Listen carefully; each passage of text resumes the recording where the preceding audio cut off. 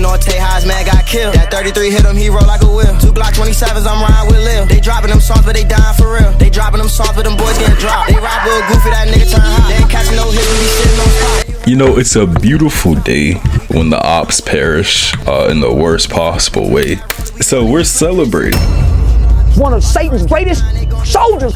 You know, and I've had people tell me you shouldn't celebrate people's deaths. You know, karma's gonna get you and all that shit, right? First and foremost, I don't celebrate the downfall of people unless they have done something to me first. Is that everything? New Opp pack in the air, this gas or what? He'll still be alive right now if you niggas ain't gas him up. And because I don't bother nobody and I say to myself, if you're coming at me, you're automatically the villain. Because I don't accost anybody. I don't go start shit with nobody. I'm not that type of person. You feel me? I'm not that type of guy. I stay in my lane. I make my videos. I do what I do. I buy my jewelry. You know, I write my book. I don't do none of that other little fuck shit motherfuckers be trying to put on my name. If you know, you know. People will be like, oh my god, bro, karma's gonna get you. Bro, the president is eating children. The president of the United States of America is eating children. And you're talking about karma's gonna get me because I celebrated the death of some NPC motherfucker who was hating on me and may or may not have done something that could have possibly ruined my life a couple years ago. It didn't work out by the grace of the will of the universe. But I mean, like, you're telling me I shouldn't celebrate the downfall of my ops because karma's gonna get me, but then the president of the United States can eat fucking kids and somehow, some way, God's not gonna strike him down, but he's gonna strike me down for celebrating retribution. Okay, like what the fuck are we talking about here? Because people don't actually hold up. People don't actually understand what karma is. Karma isn't moral. It's not like, yeah, bro, if you do good things happen. If karma was moral, every single white person on earth would no longer exist because of the sins of their ancestors. Like, if karma was moral, there would be no more white people, but that's not true, right? We often see like the most righteous and noble of us who are the most afflicted by the malefactions of the most horrid and malevolent people on this earth. So before motherfuckers be like, oh, God's gonna get you. Did God get George Bush for killing 1 million Iraqis? I got this. I got this.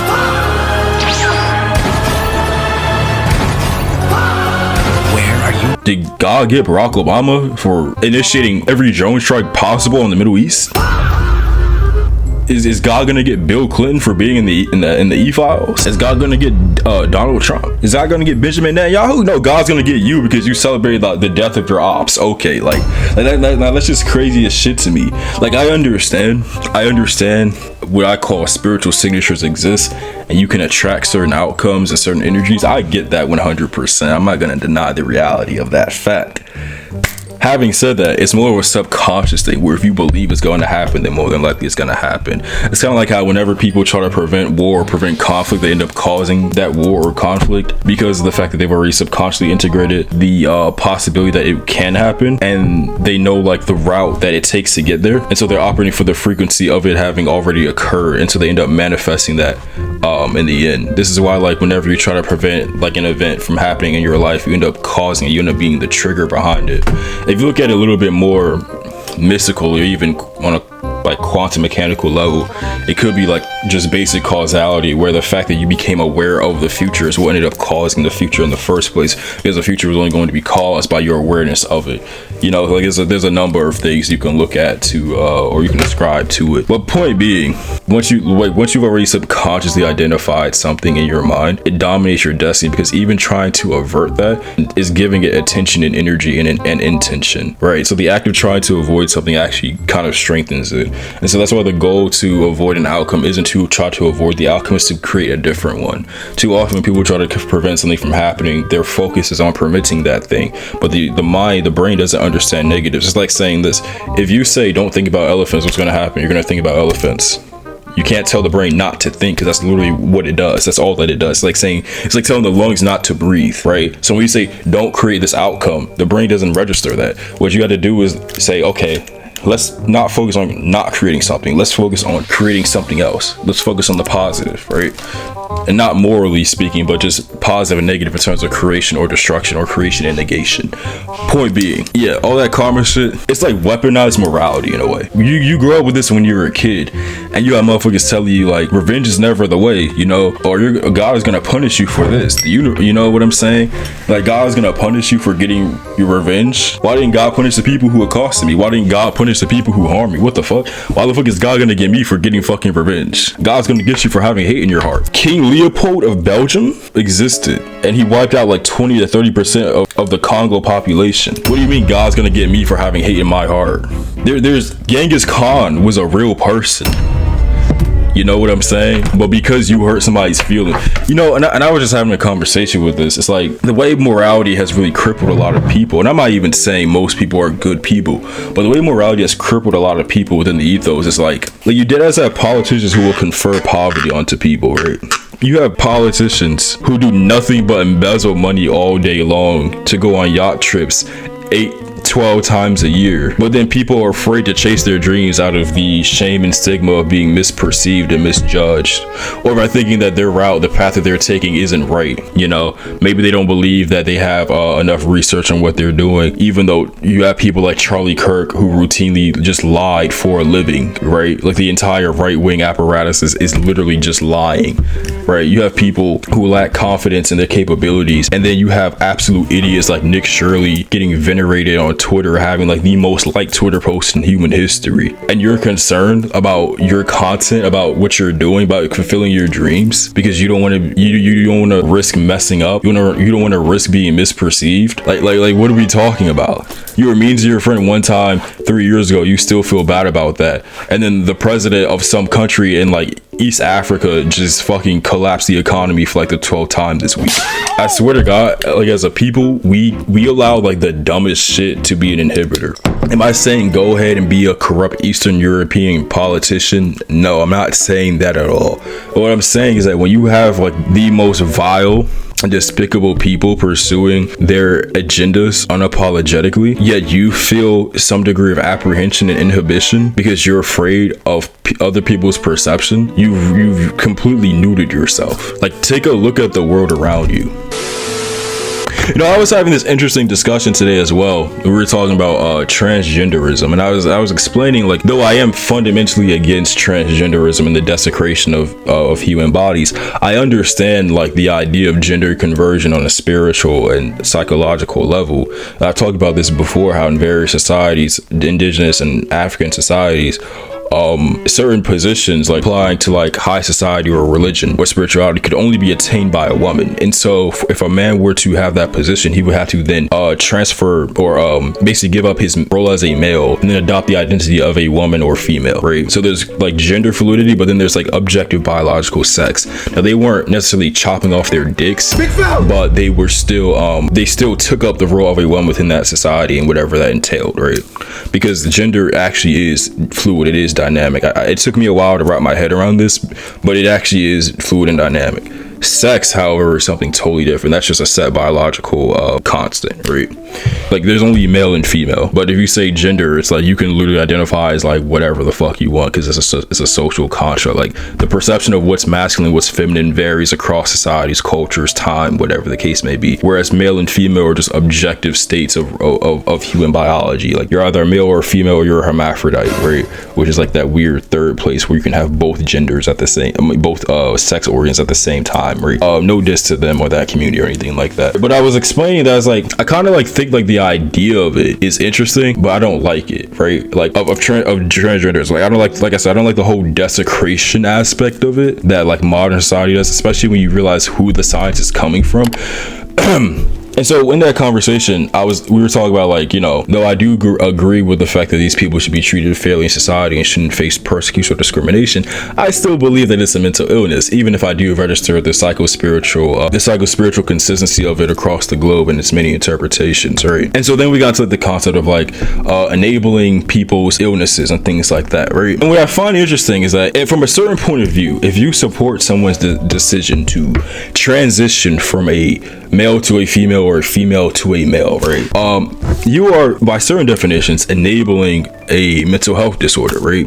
And I find that extremely interesting, considering that every year, every like couple years, every 4 years, every 8 years, we vote for a new psychopathic pedophilic politician to lead our country or our state or our county, and exalt and reward their behavior by allowing them to access millions of dollars while also having control over our nuclear codes. Like, is that not also enabling a mental illness when you're literally voting for psychopaths? Like, perspective is everything. Like, people are like, oh, don't help a trans person find gender reaffirming therapy or gender reassignment surgery because that's enabling a mental illness. You voted for a guy that eats children. Jesus Christ. A lot of you old motherfuckers voted for a guy who killed 1 million people in Iraq. You know, then for people who are older, you voted for Ronald fucking Reagan. What do you mean enabling mental health? You voted for a person who ruined the country, for multiple people who were hell-bent on ruining the country, who were hell-bent on ruining life for people for no reason. Like, you voted for a guy who dropped so many bombs that they ran out of bombs. What are we talking about? What are we talking about? Oh, enabling mental illness. Bro, that's mental. What? How you killed 1 million people? The current president, him and freaking Bill Clinton were doing stuff with little girls. What are we talking about? Enabling mental illness? What the fuck? That is literally the textbook definition of if you give the nuclear codes to somebody who eats kids, you deserve to have your society fail. I don't care what anybody fucking tells you. And then to top out like this conversation, we were talking about how there's a lot of mental illness in this country. My opinion is that most people in America are mentally ill. I think a lot of people on earth are, but I think most people in America are suffering from extreme psychosis. Like, the disconnect between their perception and reality is like, you can't even see how far my arm is stretching. Sleeper built. It is vast. Like, it is probably wider than the gap between Earth and the edge of the observable universe, right? So many people harbor delusions, like just psychotic delusions about their place in the world, about the world itself, about their beliefs. Like, I'll give you an example, right? And I'm not even going to get into like religion. A lot of people who are like calling for revolution in this country don't understand what that actually entails. First of all, they don't even understand like what the word revolution means. It basically means to circle back, so you're going to be in the same place again.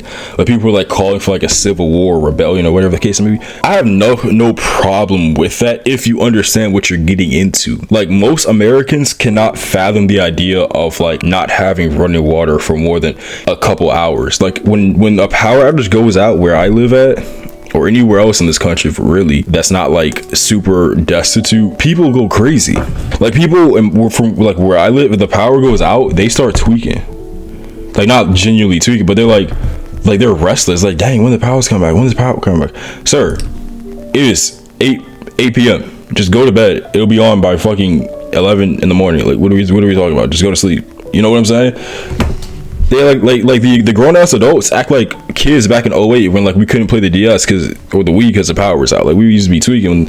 We just go outside though. We just go outside and play. You know what I'm saying? Like, it was fun. That's why I used to like power outages, because it was fun as shit. You just go out there. No phones, no Wii. Again, this is like 08 at the time, right? Just, you know, the biggest financial crisis that the country has ever seen up to that point in kickball. That's basically what it was. You know what I'm saying? It's cool. It was cool. It was chill. But like, look, where's I going with this shit? The idea that like, okay, somehow you would survive like a civil war is absurd. Like, most people probably will, of course. Enough of you wouldn't, or your lives would be so drastically changed that you would wish that it didn't happen. You have people who dead ass tweet when their Amazon Prime shipment is like 2 minutes late. What do you do when there's no water at all? What do you do when the mail never comes, when there is no mail infrastructure? What do you do when you can't get gas, so you can't drive your car? What do you do when you have to ration resources with your next door neighbor or risk dying? What do you do when militias come in the streets and tell all the young boys that they have to go fight, or else? What do you do when 762 start flying near your ear, buzzing around like a bee? What do you do when the trash starts to pile up?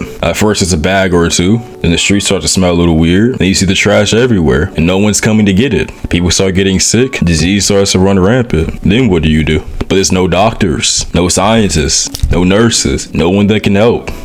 Then what do? Like, people don't think about this. Like, you see war, a lot of like people, they see war and it's like this abstract idea that doesn't actually directly impact them, and so they're not really concerned about it, and they could just protest and then go back to their rooms, their houses, or maybe their apartments or their dorms, even with air conditioning and vending machines, running water and food, and then post online about hashtag free Palestine, and or talk about how, oh my god, we need a revolution because ICE is rounding people up. Now, I'm not even going to say that people shouldn't be punished, but what I'm saying is that if you are going to call for such a thing, you need to be prepared to deal with what comes with it.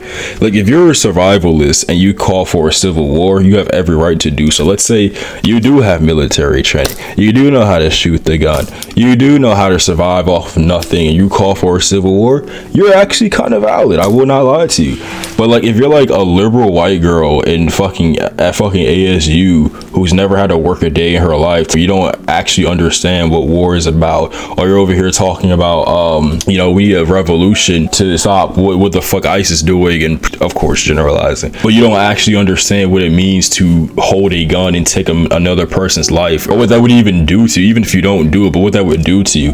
You're just stupid as shit. And I can understand the political commentary recognizing the necessity that you may be overdue for said rebellion, for said overhaul of the government. That is 100% factual, but you don't get something for nothing. So you could say we need to overhaul the government, and I agree, but you also have to recognize the fact that at least 40 million of you guys are gonna die, or more. Like that's a very real probability actually. And so if you say, yeah bro, take down the government, but I'm also willing to acknowledge the fact that I may not make it, more power to you. You actually understand reality. There's psychosis where you think that somehow war doesn't affect you, where you become so disconnected from reality, you become so disconnected from the lives of millions and possibly even billions of other people, that you see their lives more of a spectacle to be observed, monitored, and then judged from the comfort of your air-conditioned room and bed. Like, this isn't to justify any war crimes or anything like that, but it's like, put some perspective on it and understand what you're actually talking about. Have you ever seen a beheaded child? No, you haven't. Anyway, there's also like the whole like political drama where most people who are politically inclined don't actually understand what they're fighting for, what they believe in. This is especially prevalent with like the right and MAGA people, where we've already talked about how people on the right